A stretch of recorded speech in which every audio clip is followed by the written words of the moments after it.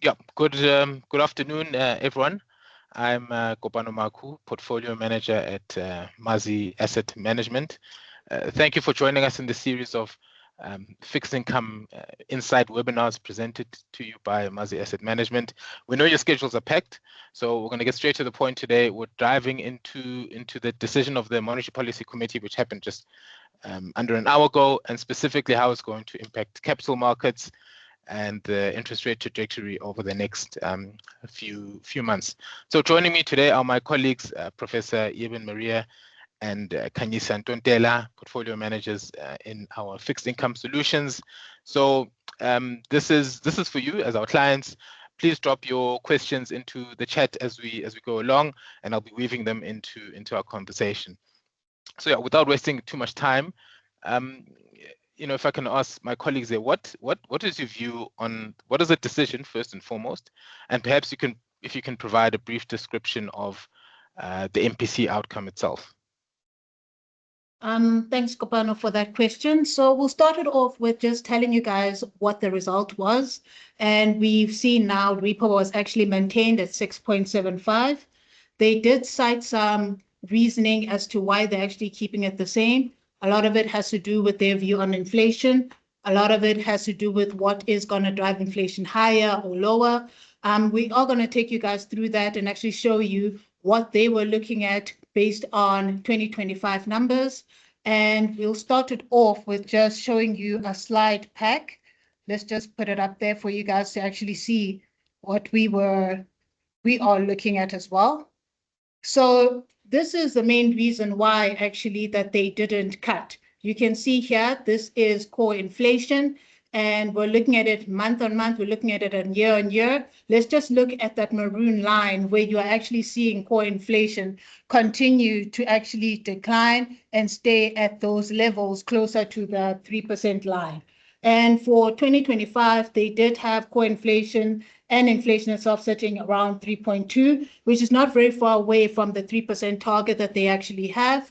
And what we wanted to show you guys was what were the drivers really of inflation and what we are expecting it to actually go to. So we're looking here at SACPI, we're looking at goods inflation, which the governor did highlight that it wasn't as high, and how the currency is actually been facilitating it to actually go lower. But especially core inflation. Especially core goods. And then when it comes to services, this is where the problems really are. It's still sticky. It's still above 4%. And the hope for the SARB is that 4% actually goes lower down to actually 3%.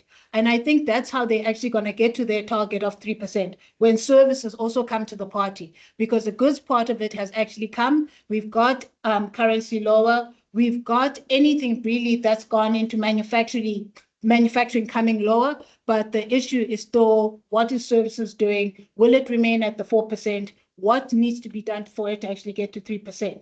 100%. You also can see the trend here of the inflation longer term. You can see the trimmed mean there gives you a great sense of the trend, and that is lower. But can you say 100% right? That services number is still at a slightly uncomfortable level relative to where we want inflation expectations to be, and we'll show more about that. So the other big thing that he highlighted when it comes to inflation and why it has stayed higher and what their major concern really is, the concern is not currency. The concern is not oil, which is part of the transport basket. The biggest concern is food. It's food and administered prices. Administered prices specifically when it comes to Eskom and what the electricity price is actually going to be. So let's just first go and talk about the food inflation aspect of it. It's all about meat. It's all about how elevated meat is. And this is not a small part of the basket when it comes to food inflation itself. Food on its own is sitting closer to 20% of the basket, where like 10% of it is just sitting with meat. And so when you're looking at food inflation, you're seeing it is ticking up. And like I said, the biggest driver of that is actually meat. And he did highlight that the reason that meat is so high has to do with foot and mouth disease. And that's the main thing. But when you're looking at PPI meat inflation, that number did peak like 6 months ago at very high levels, closer to 20%. It is starting to come down quite significantly. It closed in December around 14%, whereas a month before, year on year, it was sitting at like 17%. So we are seeing a trend in meat inflation actually coming down. And to me, that is actually a good thing. Yeah. It is going to be supportive of the 3% target. Lower, yeah. Yes. And so that's what we're really saying there. But the next thing that he actually spoke about had to do with inflation expectation. So we've got here the survey from the BER. And the biggest thing you need to notice is where the trend is going, which is something Eben highlighted in the first slide. The trend is going lower. And the more we get the unions and we get business and everyone else who see 3% as being the new target, the better everything is, because I think that's what's going to drive the expectations going forward. So we are seeing it here actually go lower than 3.5%. That's the expectation from analysts. And we are also seeing business headed towards that, that number closer to 3% as well. So those are the two main things. And the other thing that he highlighted, like I said before, administered prices are a big question. That is 13% of the inflation basket. And that is something they really cannot control. 1 minute, you've got Eskom saying we're increasing prices by 5%. Next minute, you've got them going to NERSA, doing some form of crawback, and we're back to like 10%. So it's a bit of a question mark when it comes to that part. And that's something you really cannot control. And unfortunately, it's a wait and see situation. But even though we've got that part of the basket being a question mark, the rest of the basket is actually under control.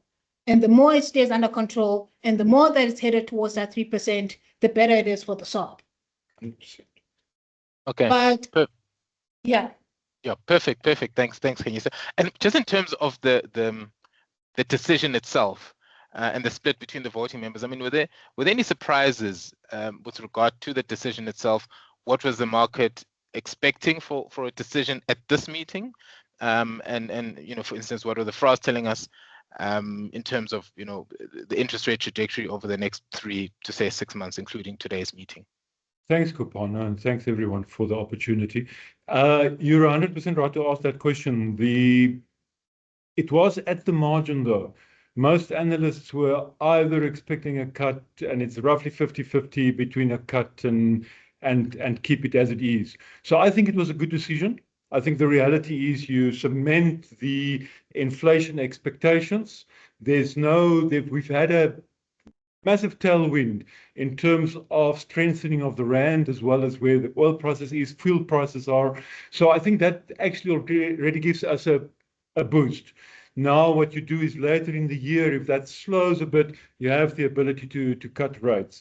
The SARB's guiding for 50 basis points this year, if you look at their statement. So I think that's sort of what the market has in mind. There's the potential for a bit more. I do see, you know, I think the one thing that's important is the SARB has tapered headline inflation by about 0.5% and core inflation by about 0.25%. So that is positive in the baseline. I think it's also interesting to note that they've cut unit labor costs for this year. So those are positive, and I think it gives us a sign of where we're going to be at the next meeting and the thinking. But I do think it's important to also note that the governor started off at the same level where we are generally, saying there's a lot of noise in the market. There's a lot of noise going around. We're trying to navigate ourselves, and there's this disjoint between markets and all this uncertainty. So it's good to see that the central bank actually highlight that as well. Okay, perfect. Thank you, Eben. And then just in terms of, I mean, you've given us quite a bit of detail around the inflation outlook and what the assessment is of the inflation environment. I mean, what is our view in terms of the improved domestic inflation environment, is particularly since the November meeting? And do you think that has presented the SARB and the MPC with perhaps an opportunity for further rate cuts? I mean, you mentioned the 50 basis points, but if inflation continues to remain as low and as soft as it is, do you think that potentially there could be more rate cuts within this cycle? So if I take that, Khanyisa, so if you look at how much at the moment, the one nice thing, if I can answer like this, the one nice thing that the SARB's done is to give scenarios. And basically what they've done is that gives you a sense of their reaction function. So in the scenarios, you've got two scenarios. One is the obvious, that the oil price strengthens significantly and the rand weakens, and you've got the converse. In both cases, you've got a range of inflation between 2 and 4, and their reaction function is it just takes a bit longer to get back to where we want to be, or we could actually just bring it forward a bit. But it shows you a situation that is under control. I think what they want to see is not just to have the benefit of the rand, where you've seen in recent years a pass-through of rand, of the rand exchange rate of about 20% into inflation. So you want to make sure that not just all the inflation benefit that we're seeing here is by virtue of a stronger currency. And then the other thing is, where inflation is at the moment. We're still not at 3. That's the target. So we need to actually just get that and be strict about that to show that's where we want to be. So I think from that perspective, this is a positive decision that they have taken. Okay, perfect. Thank you. Going back to the inflation target itself, we've seen those recent changes to inflation targeting. The instruction set, so moving from 4.5% to 3% with 1% tolerance band on either side. Recent BER surveys rather shows a broad-based decline in inflation expectations. I think you also put up a chart that speaks to that. So inflation expectations are pretty low as per that survey. I mean, could the MPC, and I think they also mentioned this in the statement, could they see that as a signal of widening confidence in this new 3% in inflation target in the market? Yeah, it's an excellent question. I think the reality is you've seen that slide with when Kanisa shows the BER expectations fall down rapidly, which is phenomenal. I think there's still a bit of work to be done though. So you've got, at the moment, I think the Bloomberg consensus amongst analysts is that 2026 inflation is at 3.3. That's the median.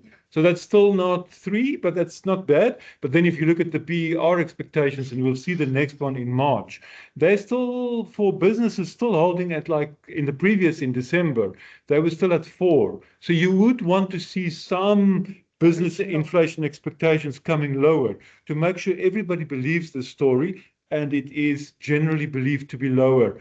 That is when your unit labor costs actually come lower and realize lower. And that's the positive that you get out of this. Mm. And what in your mind would be the longer term effects on policy rate setting of this new inflation targets? Kanisa also mentioned administered electricity prices as well. I mean, what's the thinking on those more sticky elements of the basket, perhaps also including services to a certain extent? I want to talk about that, and I'll talk about that. Talk about the administered stuff first. Yeah, but the reality of it is these are things they actually cannot control. So there's nothing in that part of the basket and the stickiness of it that can actually impact what they do. What they care about are the things that they can control. The rest of the basket. If you get those things actually at 3% and lower, then the rest of the basket takes care of itself.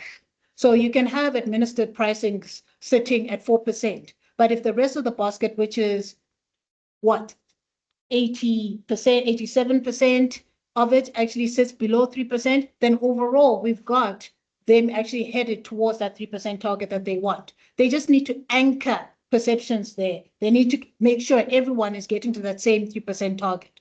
And that's all it is, more than anything else.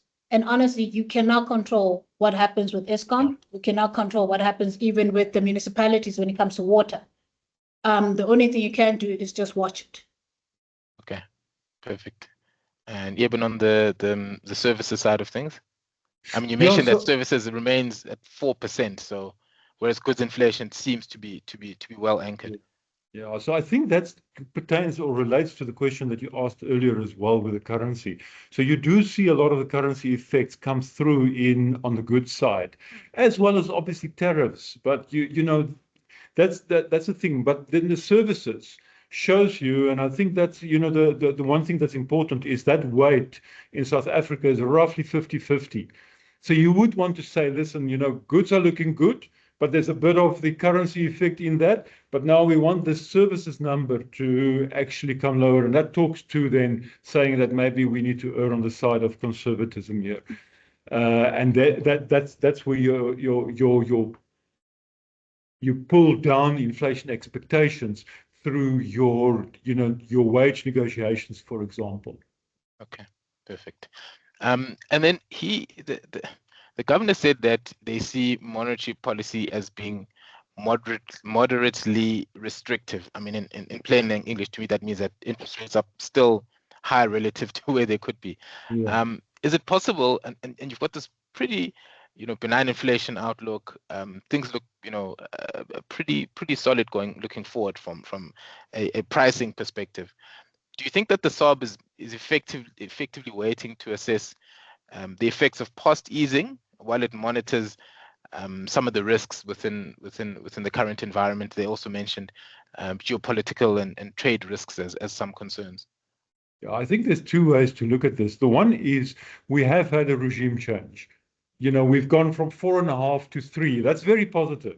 We've seen the benefits of that in the bond market. We've had a phenomenal year last year in fixed income, and some of that was the inflation risk premium compressing. The second thing, obviously, that you do get here is you need to see what, as you say, what the effect is here of what you're now saying and whether people believe it. And then I think the third thing that is equally relevant, there was a question in the media questions where the governor was basically asked about growth. And basically, we have seen growth tick up.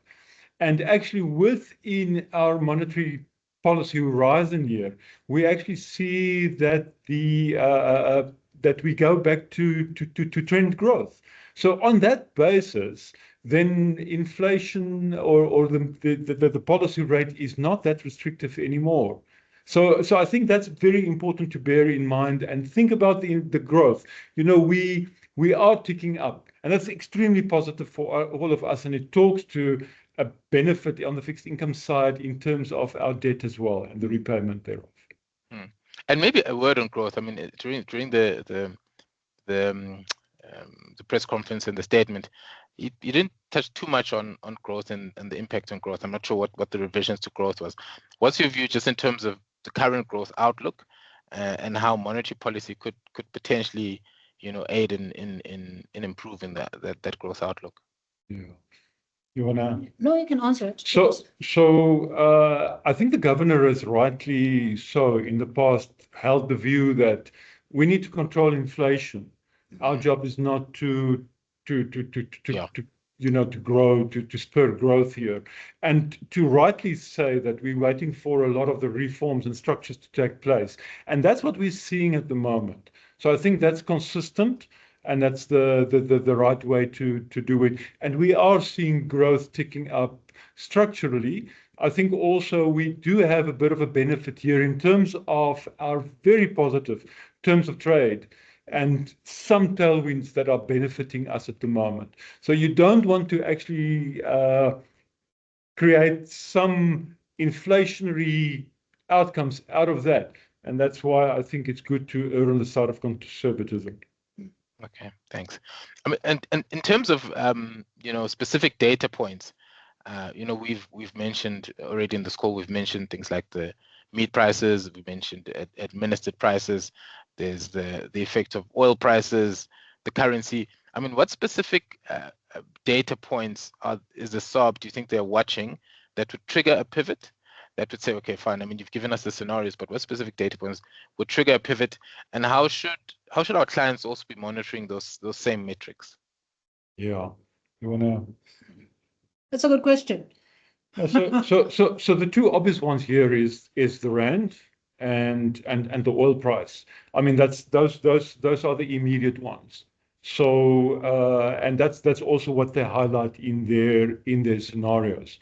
So I think from our client perspective and our perspective, you know, if any combination of that create a risk on the inflation side. And that's obviously less controllable because rightly so, the governor also said, we don't control, central banks don't control the currency.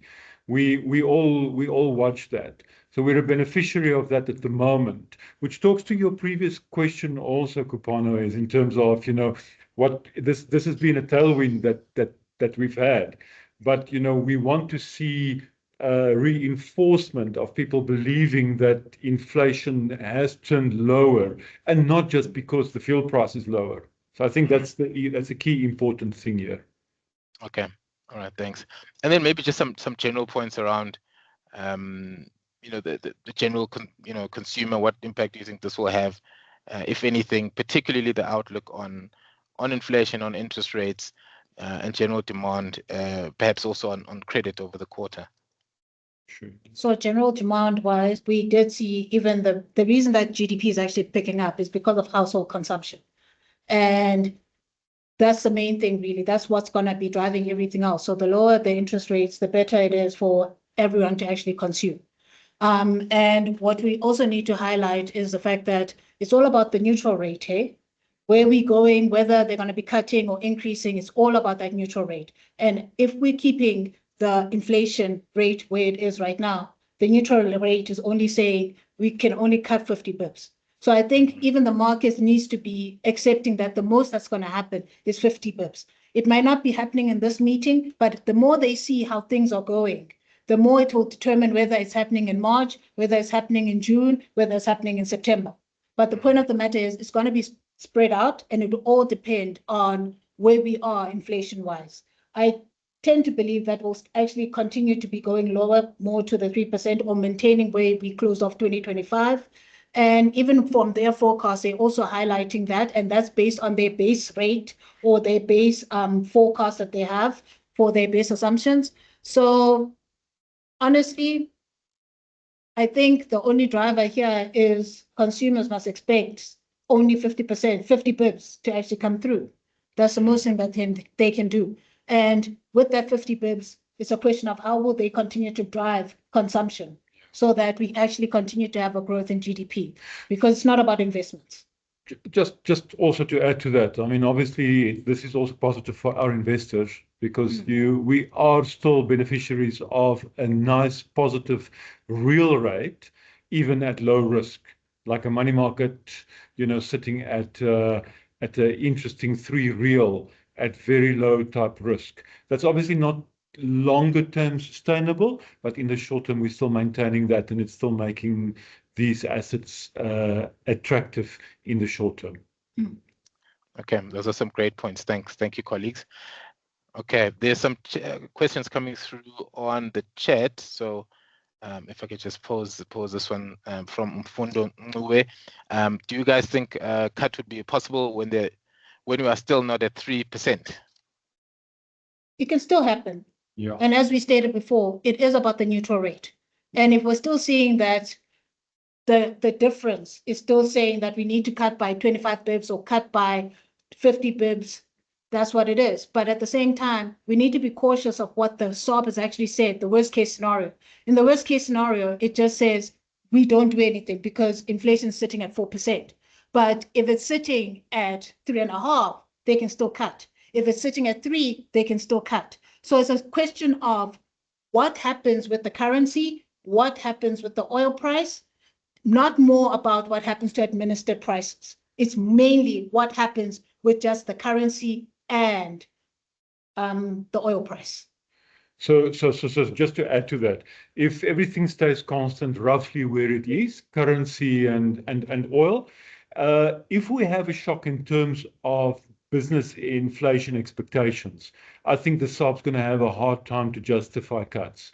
But if the trend continues and you've got more belief in the target, I think you see their base case play out, which is 2 cuts this year. Yes.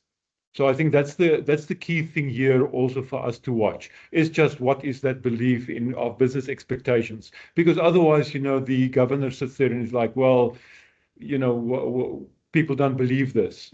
and we need to entrench that lower target. So I think that's the important thing, probably. I think we'll see it properly in March, 100%. actually, when the BR releases their next survey. The next survey. Yeah, That's then gonna we'll be very know important. fully what is business actually expecting to come out of inflation. Yeah.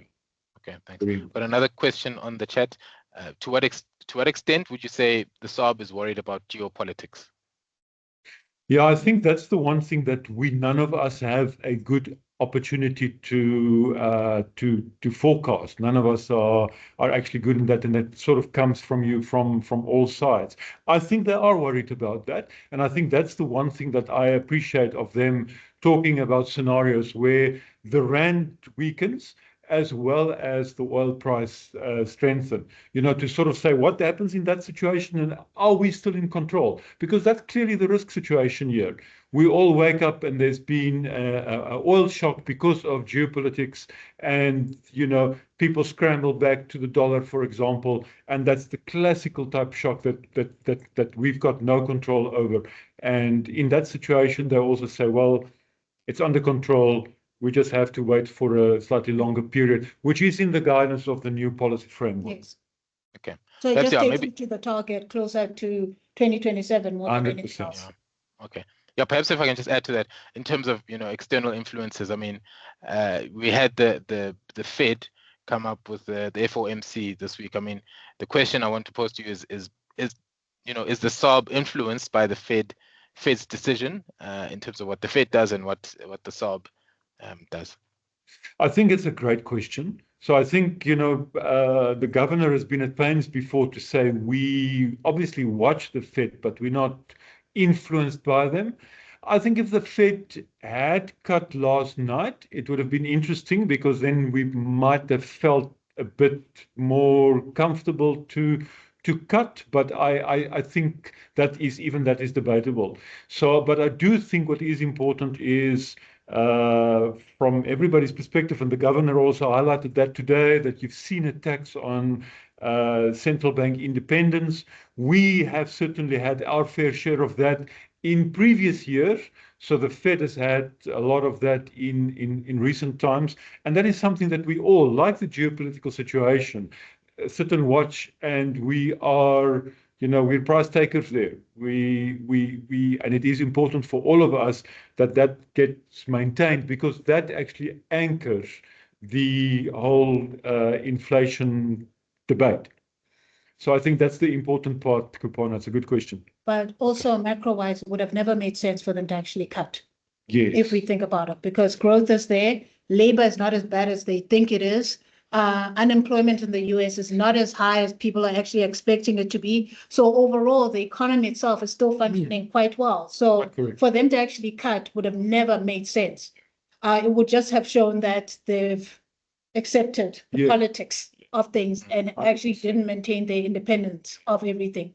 But more tax on independence means the harder it makes it for them to act rationally. Yes. That is correct. I agree. So at least I think what they've done on the FOMC side was actually a good thing. Them actually not doing anything. 100%. All right, perfect. And then any other additional observations, or of the salient features of the meeting? Things like body language, which members are leaning hawkish or dovish, and just perhaps a statement within the press conference itself. Yeah, I found the press conference quite jovial. I didn't, there's I think there wasn't any sort of jabs at the governor necessarily, and I think it's also good that the governor demonstrated the fact that, listen, we're giving you the consensus statement here. There were questions about that. We have had the debate internally. There were two people, members, leaning towards cutting, and that sort of gives you a sense of where the committee at the moment sort of sits in their mind, that there is some momentum towards cutting, but it's they're not quite there. So I think this was a fairly good meeting. I think the FOMC meeting yesterday was equally well. I mean, a lot of the press actually asked Governor Powell or Chairman Powell about his own situation, and he just kept on saying, "I've got nothing to tell you at this point in time," you know. Okay. And that actually became a fairly good meeting, I think, not just a carrot stick type approach. Okay. So it's Yeah. All right. Thank Thank you, team. Yeah, I think we've run out of the allotted time.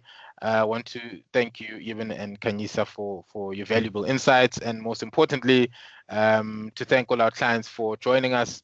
And we want to thank you for your continued partnership with Mazi Asset Management. We value your trust, and more importantly, we value your time.